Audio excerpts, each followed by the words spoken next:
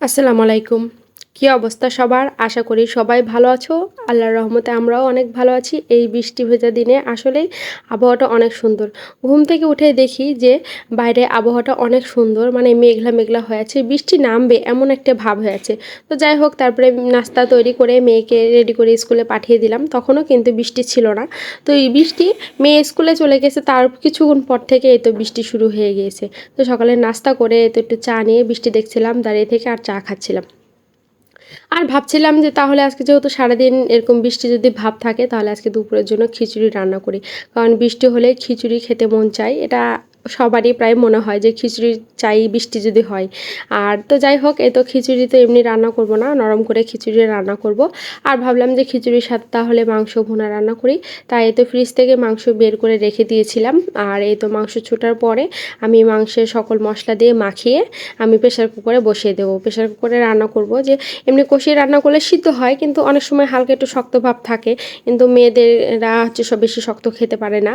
তাই প্রেসার কুকারে আমি মাংসটা রান্না করি। তো মাংস দিকে বসিয়ে দিয়েছিলাম। আর এই তো জিরা নিয়ে আসা হয়েছিল, তাই ভাবলাম যে বয়মে জিরাগুলো ঢেলে রাখি। আর এখন এই তো খিচুড়ি রান্না করব, সেজন্য খিচুড়ির সাথে কী দিয়ে রান্না করেছি, এমনি সাদা চাউল নিয়েছি, পোলাও চাউল, তারপরে মাসকলাইয়ের ডাল, বুটের ডাল, আরও হচ্ছে মুগের ডাল, মসুরির ডাল, সকল মানে কয়েক রকমের ডাউল দিয়ে আমি একসাথে মাখিয়ে রান্না করে নেব। তো এগুলো একসাথে দিয়ে মিক্সড করে নিলাম। তারপরে এগুলো ভালো করে ধুয়ে পরিষ্কার করে নেব। খিচুড়ি রান্নার প্রসেস বলার কিছুই নেই, কারণ এটা সবাই জানে যে কীভাবে রান্না করতে হয়। এই তো জাস্ট এভাবেই আমি যেভাবে রান্না করেছি সেটাই বলছি। তো একটু পানি ঝরিয়ে নিয়েছিলাম। তো পানি ঝরিয়ে যাওয়ার পরে তো আমি খিচুড়িটা বসিয়ে দেব। এখন এর মধ্যে লবণ, মশলা, তারপরে হচ্ছে সকল মশলা দিয়ে মাখিয়ে একসাথে বসিয়ে দেব। তো যাই হোক, এগুলো একসাথে মাখিয়ে তো আমি একটু পানি দিয়ে দিব। আর এভাবেই আমি খিচুড়িটা মানে নরম করে যেহেতু খিচুড়ি রান্না করব, তাই এভাবে বসিয়ে দিলাম। তো এদিকে খিচুড়ি প্রায় হয়ে গিয়েছে। এখন এর মধ্যে আমি একটু ঘি দিয়ে দেবো, কারণ খিচুড়িতে যদি ঘি দেওয়া হয় আমার কাছে বেশ ভালো লাগে, ঘির একটা ফ্লেভার আসে। তো খিচুড়ি রান্না শেষ করলাম। আর তারপরে মনে হলো যে খালি খিচুড়ি আর গরুর মাংসের সাথে যদি বেগুন ভাজা হয় তাহলে তা আরটু ভালো হয়। তাই এই তো বেগুনও ভেজে নিলাম।